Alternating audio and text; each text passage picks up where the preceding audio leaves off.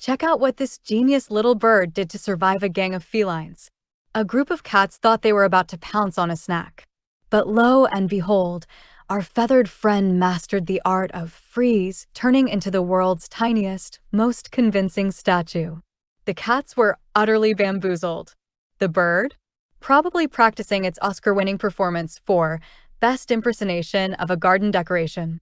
Who knew the bird world had such a talented actor in its midst? Someone get this little thespian a standing ovation and a tiny red carpet. See the video for yourself.